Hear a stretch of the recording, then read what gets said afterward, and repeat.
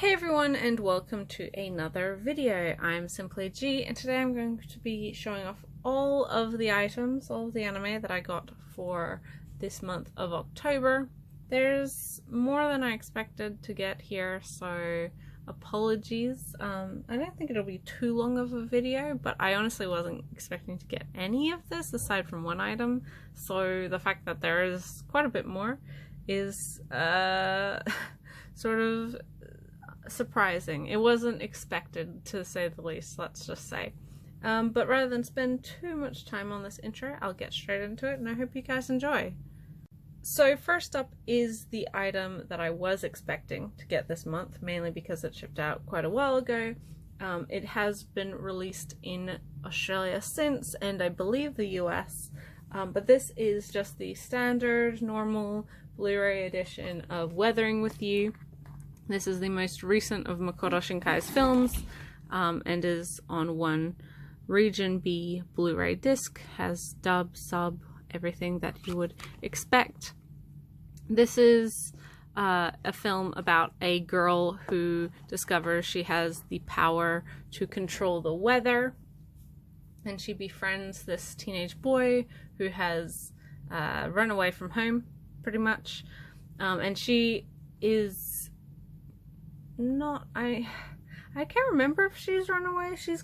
She and her younger brother are on their own. No, that's right. Her mother died quite recently, so she's the one left to look after her younger brother, and the three of them, under the discovery that she can control the weather, basically kind of commodify her talent and go around helping people and bringing sunshine to their day.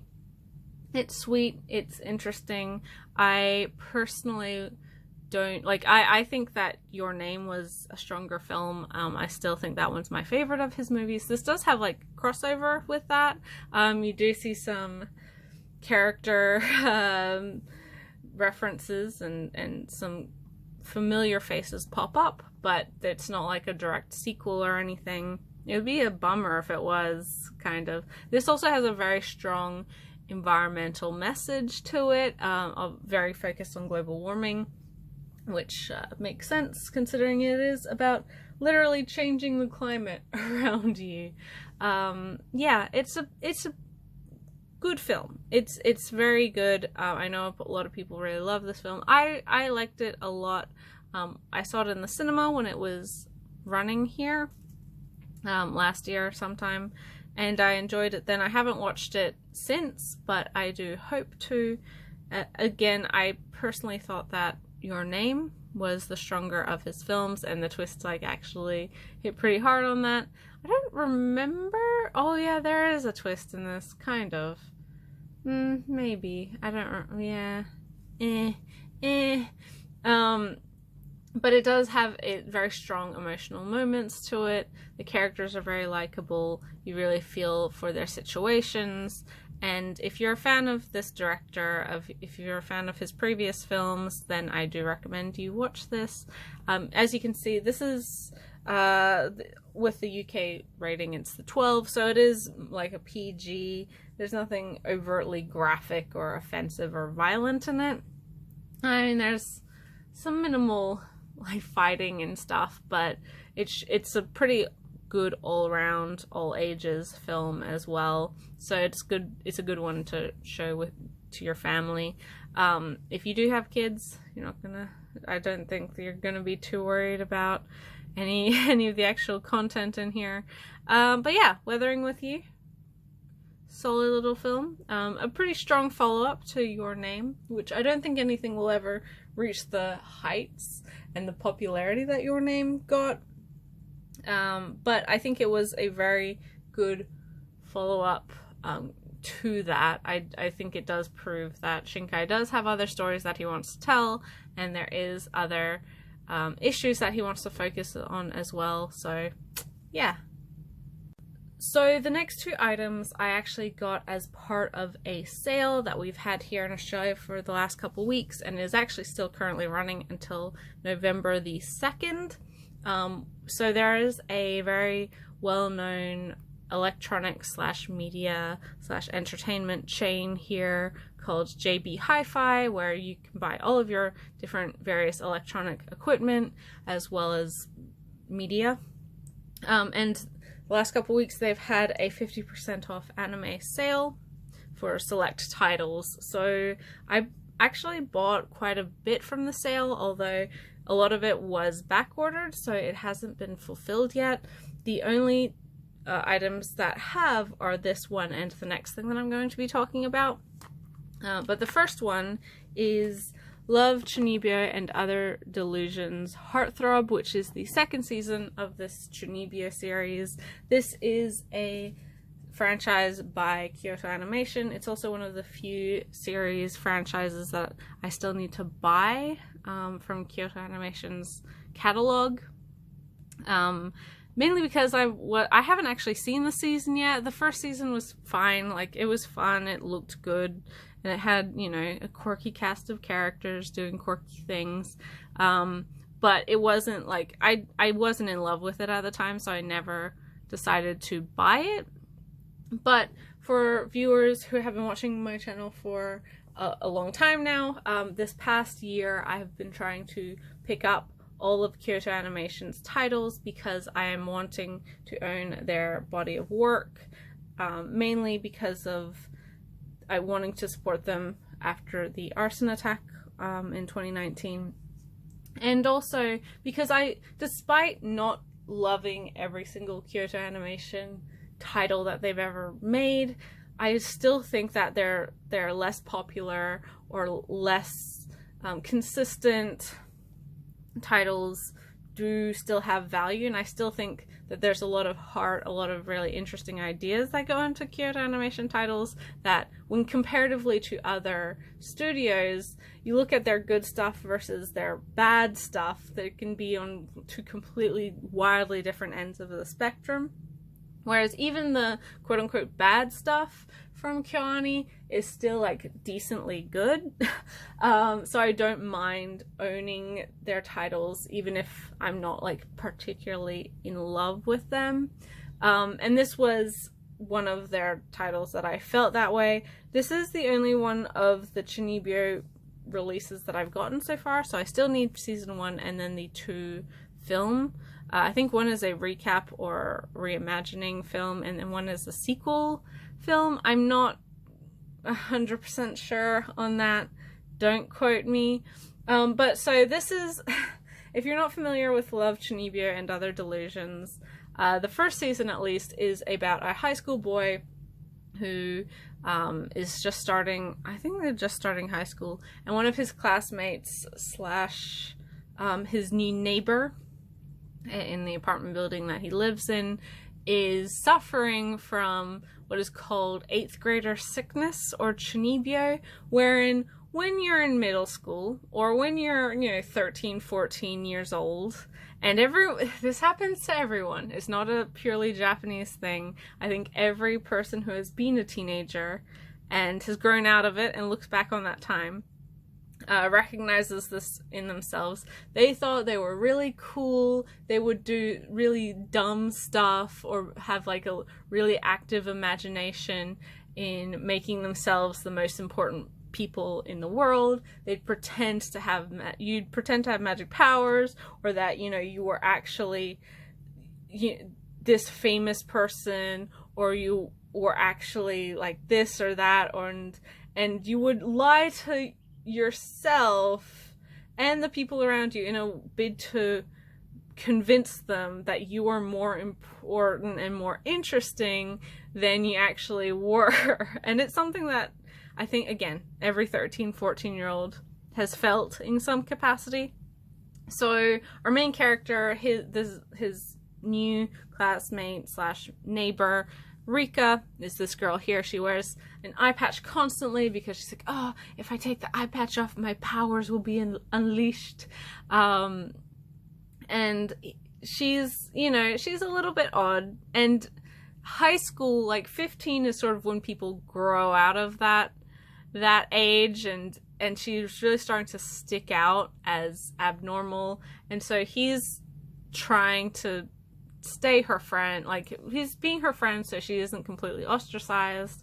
And over time they grow closer, and feelings start to develop, and you know, that's how it is. This has a lot of like imagination sequences, so there's a lot of like high octane, high action, beautifully animated fights in the first season, at least, because this is how Rika perceives her world. And you know, the imagination is always going to be a lot more interesting than reality. And our main character, he was also really embarrassing when he was 13, 14 years old. Like he had a whole alter ego for himself, and he's so embarrassed about how he acted just a year or so before. And again, I feel like everybody has had that feeling, had that moment, that cringe, the cringiness of your younger self. But also, like, you have to kind of embrace that. You have to be kind to the more immature you, because even, like, if I look back at myself at 20, there's still cringy stuff I was doing. Like, you keep doing cringy stuff, and hopefully you keep going, like, improving yourself. And there's always going to be embarrassing stuff that you do. And hopefully you get to a point where you're not just constantly embarrassed at yourself over every minute thing, and in fact are more willing to be proud and embrace the more quirky aspects of yourself. But yeah, so I suspect that this season introduces either a love rival or an additional, well, this pink-haired girl is not in the first season, so I suspect that she will be, yeah, a love rival and another girl who is suffering from Chinibyo, these delusions of grandeur, as it were. And yeah, I do want to kind of watch this sooner rather than later, just because I watched the first season so long ago. I should probably rewatch the first season first before I jump into this one, but I'm going to have to, well, I could stream it, that's an option. But yeah, love Chinibyo and Other Delusions, Heartthrob, aka season 2. It's yeah, I'm happy that I was able to get it, and especially for a discounted price, to finally round out more of my Kyoto Animation collection.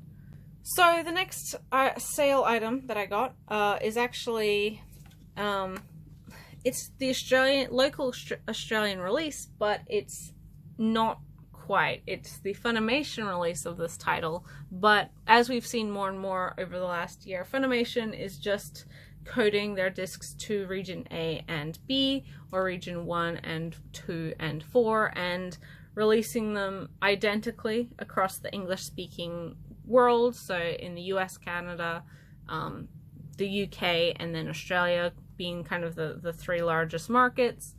And this is another title that I've seen, I enjoyed for what it was, and I was wanting to pick up in some capacity, just hadn't gone around to it, and I'm very happy that they had it in the sale for half off. This is Double Decker, Doug and Kirill. It did come with the slipcover, so you can see, like, it has all the Funimation stickering and branding on it, because I do think that it's just, like, Funimation is just a distributor in Australia now. And so this has the 2 Blu-ray discs as well as a 48-page booklet, which is art and interviews and stuff like that.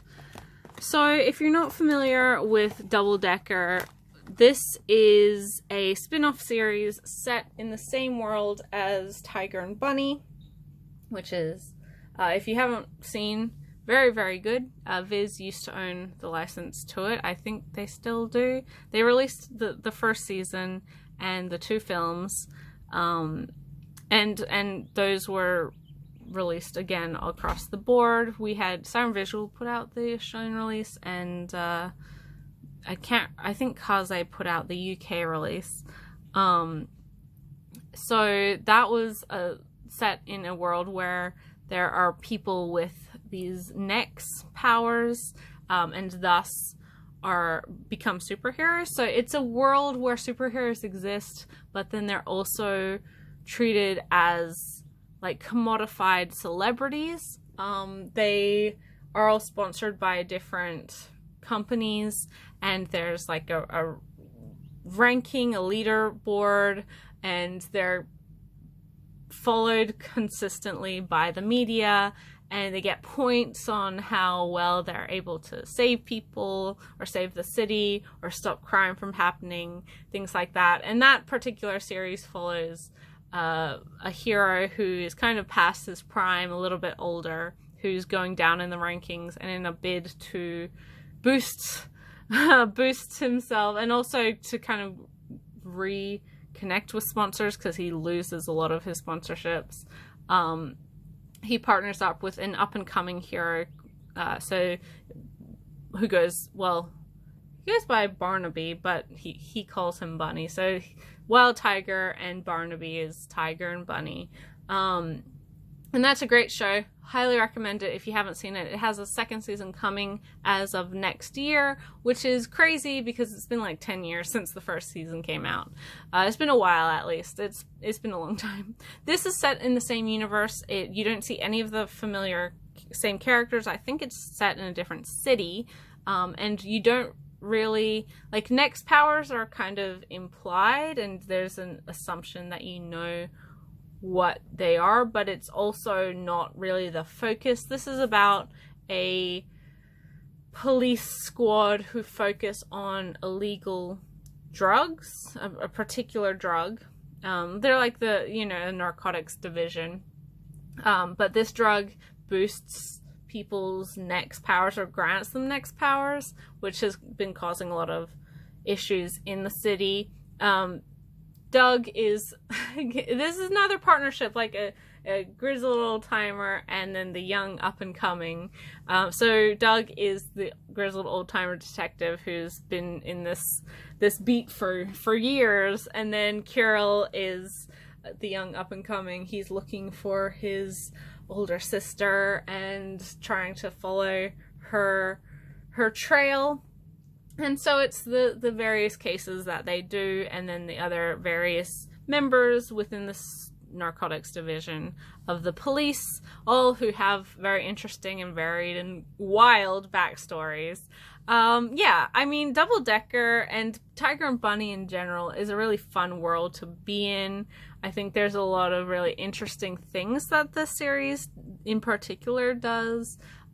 It's always been very accepting, or shows, well, both have had really wonderful depictions of queer and trans narratives, which I think is really, really cool. Not something you see a lot of in anime.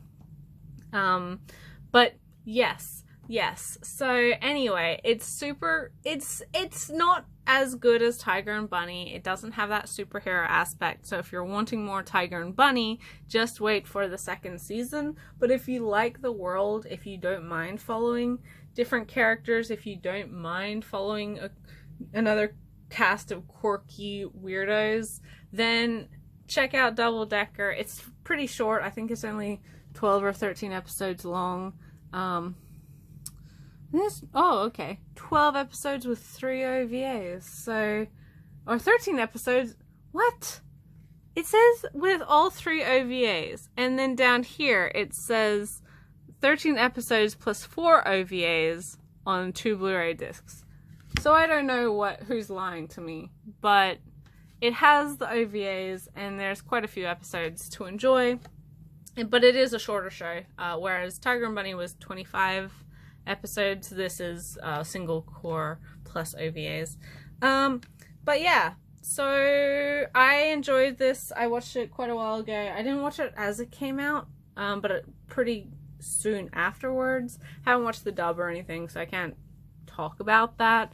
And this was a Funimation release, comparatively, as I said, to Tiger and Bunny, which was a Viz release back when they actually cared about anime that wasn't long-running shonen. But yeah, pretty solid little addition to this world, and I was happy to get it.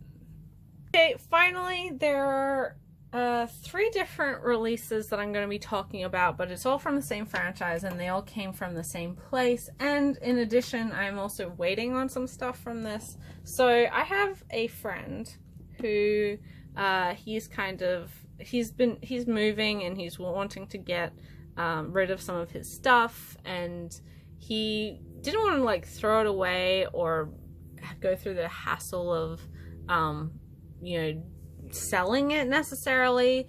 And he doesn't have a huge amount of anime, but he has bought like a couple shows that he enjoyed over the years. And so when he was moving, he's like, oh, I've got some stuff, do you want me to give them to you? A lot of it was stuff that I already had, so I said for him to give them to other friends of ours. But one show I was like, you know what, like I don't love the show. I'm not gonna, like, it's not my favorite, but my opinions on it have changed in a positive way over the last couple years. And that series, and so he gave me the first season, a subsequent season plus the specials, and then some of his other stuff he's had in storage, so he hadn't pulled it out by the time that I picked it up. So I'm expecting it for next time, which is the second season and the film, which may give an indication of what this is. So I have gotten the first season of Sword Art Online. This is the box set with the 4 parts, the 4 releases. This contains the entirety of the 25 episode series, aka the Sword Art Online arc, and then the Alfheim Online. It's been a long time since I've watched the first season of SAO. So that, and it includes like all of the pre-order bonuses, which were postcards and stuff like that. Also the extra edition OVA, which is basically I think it's 100 minutes. It's long. Yeah, 100-minute fan service, recap-ish / bridging episode between the 2 seasons. Beach episode, featuring mainly the main girls from the original series. And then also and this is a recent release, like this is newish, the Gun Gale Online limited edition with both parts. This is a 12 episode series, which is set in the Sword Art Online universe, but the light novels are actually written by another very well-known light novel author, the author of Kino's Journey, and who I guess really latched onto the Gun Gale Online video game, which is because I've watched the first 2 seasons of SAO in their entirety, which is 50-something-ish episodes, and GGO I think is the first half of the second season. Yeah, that's when Kirito has a lightsaber, right? Okay. Yeah. So I do actually, like, I have watched quite a bit of SAO. It's not my favorite thing, and even when I was watching it, I'd get like frustrated at some of the just wish fulfillment-y elements of it. But as I said, my opinions on it, like, I never hated it, and SAO I think got a lot of very violent vitriol because it was popular, and it was, or is popular, and it was sort of at the forefront of these stuck in a video game, aka isekai trends that we were seeing in light novels and subsequently with anime adaptations. It was the first in my limit, like, you guys know me that I'm not like hugely into this genre anyway, especially currently. I find that it's a lot, like, the male wish fulfillment in it a lot of the times is pretty poorly handled and not just not something I'm particularly interested in. The protagonists are pretty unlikable. And there's exceptions to this. I do enjoy stuff like Ascendance of a Bookworm and Baccarina, which notably both have female leads. And, you know, I like some of the older stuff, isekai stuff. But I'm not a real video game person. We know this. I don't make, I can't play video games. I just don't do it, and I'm not interested. And it's just something that's always been, like, just not in my personality. I'm not super invested in shows that really get into the nitty-gritty of gameplay and, like, recreating the feeling of playing an MMO and stuff like that. But I did watch Sword Art Online when it came out, when it originally aired. I watched it, the simulcast of it, and I liked it. I didn't think it was brilliant. I didn't think it was terrible. It has issues, and this series has always had issues, most notably with, like, really blatantly evil villains. A lot of, like, sexual assault used to threaten the female characters, most notably. But honestly, like, okay, the reason my opinion has changed so much, and I say so much, I didn't dislike this series. I didn't hate it. I did find it kind of and it was fun for what it was. I found Kirito a little bit bland, and Asuna a little bit, like, bland. She didn't have much to do later on in the story, although that did improve. Like, she does get her own storylines, which is nice to see. But in comparison to what this genre has become, and I am talking about, like, other popular isekai, notably, because isekai is what's in, and this is basically the same thing, just with video games. But, like, I just really didn't like Re:Zero. I didn't like almost anything about Re:Zero. I didn't like so much of what I watched for that time I got reincarnated as a slime, which I've gotten halfway through. It's just, like, painful, literally painful for me to watch some of those shows because they are boring.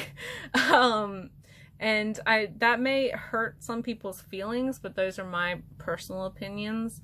And I watch those shows with my sister, who has the exact same opinions. So, like, I know that I'm not just being mean or, you know, whatever for the sake of it. I do go into shows wanting to like them. I don't actively follow series that I hate, right?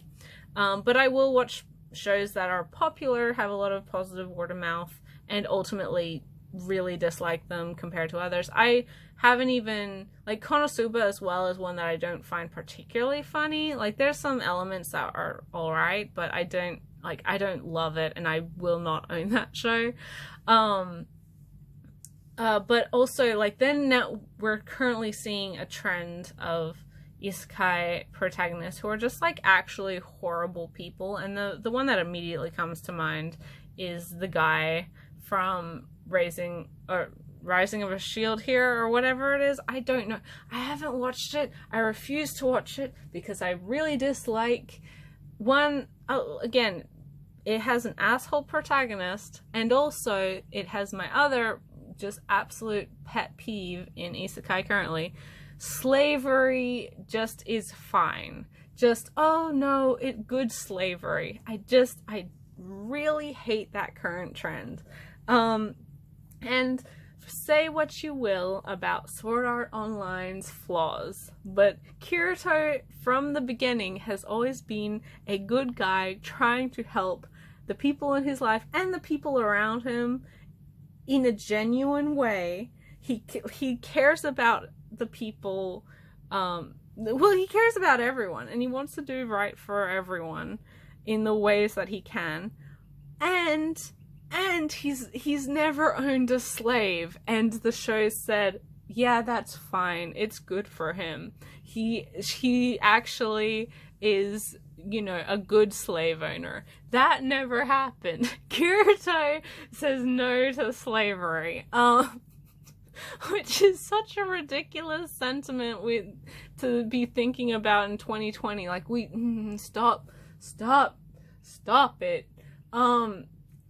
So yes, I have actually seen the first season and this extra edition OVA and the second season of Sao. I'm waiting on my friend to give me his copies of the second season and the film. I haven't seen the film, and I hadn't seen Gun Gale Online until I got this release. I've since watched it. It's fine. I mean, completely different cast of characters, as I said. It's set in the GGO game, virtual game, and it's about a university student who is very tall in real life, and she has quite the complex over being so tall, and she goes into virtual reality games as a way to become the self that she wishes she was, i.e. short and cute.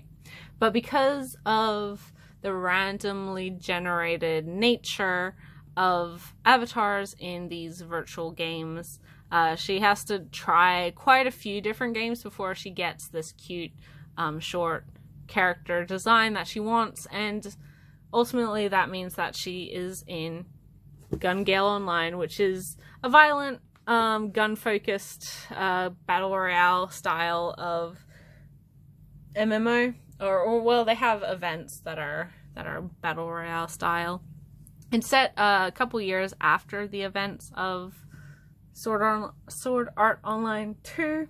So when Kirito is in the game, so we never have characters from either series meeting each other, but there are references to, you know, him and the, I can't remember, the girl from that game. But I thought it was like fine. It was all right. It had there, you could understand why this main character played this game and why she was so attached to this character, and why also it's such a ridiculous character design within this game. Like, again, say what you will about Sal's weaknesses, but there is a logical explanation for everything, that isn't just like, oh yeah, it's because the author liked that, or oh yeah, it's because the protagonist is super cool.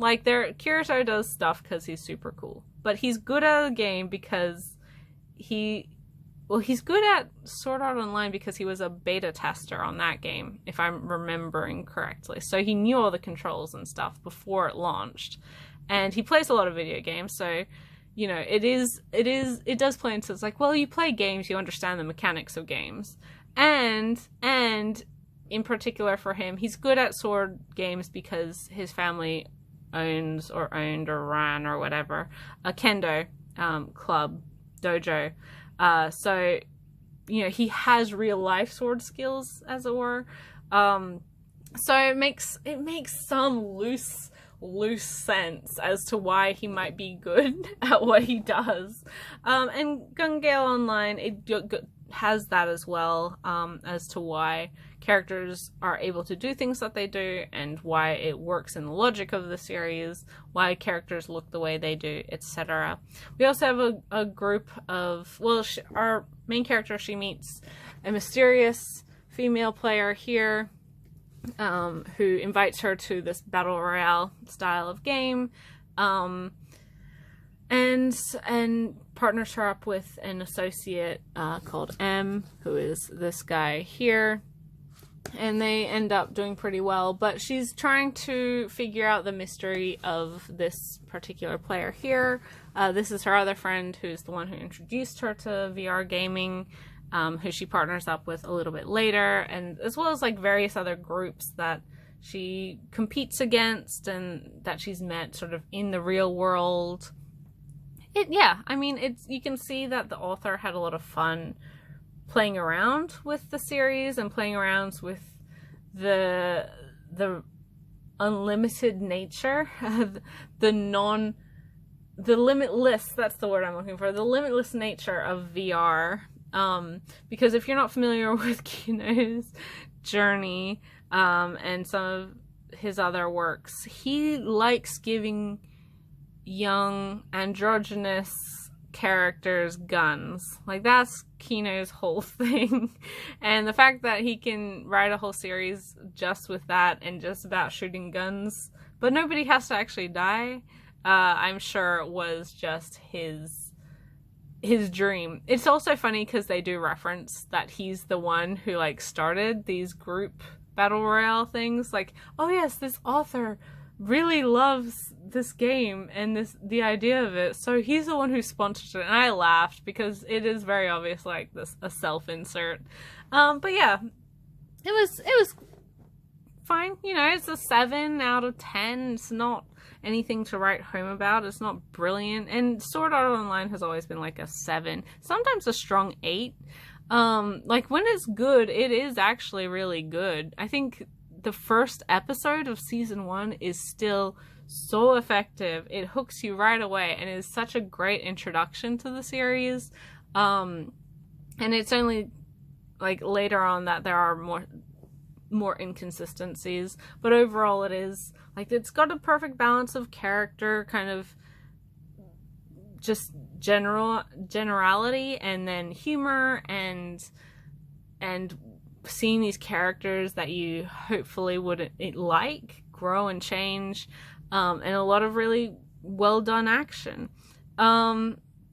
It's also not super it has fan service, but considering that Kirito has a harem of all of these girls, including his sister and including characters that do look like underage and whatever, he only ever like gives any sort of indication of being interested towards his actual real life girlfriend.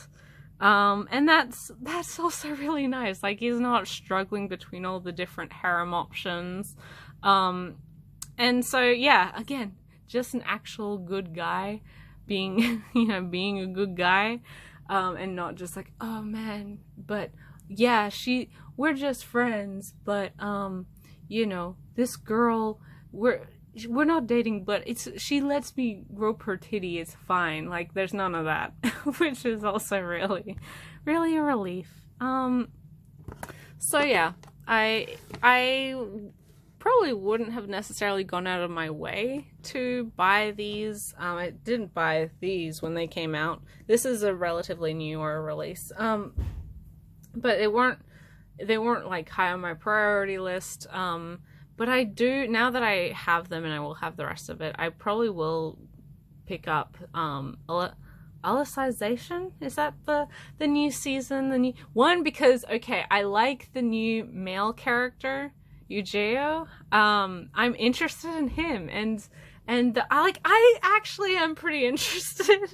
I haven't watched it yet though, and I know it does have a new season coming up. It's already got like 30 something episodes for the Alicization arc. And it's from what I've heard, it's like some of the best stuff of Sao. So I don't know. I do want to watch it. And that released, the first season of it at least, just finished. It just came out here, so I should probably get on. Well, I might wait. I don't know if it'll go out of print, the limited edition version of it. Maybe. Who knows? But I spent way too long talking about Sao. Yeah, not something that was, like, expected for me to get, but I do appreciate that my friend was like, hey, here you go. Would you like this?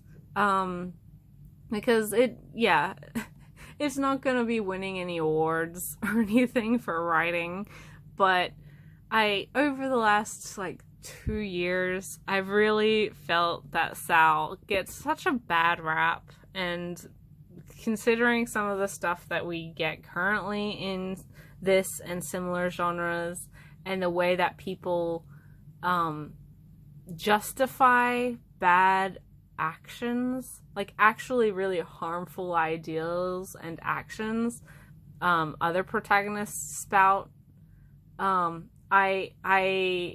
would much rather give my time to Kirito and his friends.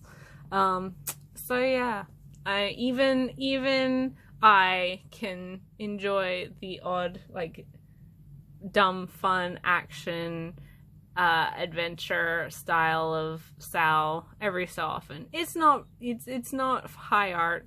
It's popcorn. It's popcorn entertainment, and that's what I take it as, and that's how I enjoy it. So that's all of the anime that I got for this month, October. Obviously boosted a little bit by sale things, and also literally free stuff from friends who are just trying to downsize as they move. And of course, a pretty solid little film follow-up to a particular director's catalog. Let me know your feelings, your thoughts on any of the titles that I talked about today. Do you agree with me on my opinions about Sound or any of these shows? Do you completely disagree? Let me know. I'm always interested in reading your comments. I really appreciate all of you guys who do consistently watch my videos, like the videos, comment on the videos, or dislike them. Hey, if that's what makes you happy, go for it. But I don't know why you'd waste your time. But yes, I will also, of course, today also have my manga pickups video posted. The next month I will have all the rest of the sale, JB Hi-Fi sale stuff that I was expecting to get, that I've bought, as well as, who knows, something else, maybe, well, probably the rest of Sao that I don't have, except for maybe Alicization. I don't know, shrug. We're gonna have to find out if I've spent the money. But yeah, so thank you guys so much for watching. I will catch you in the next video. Bye till then.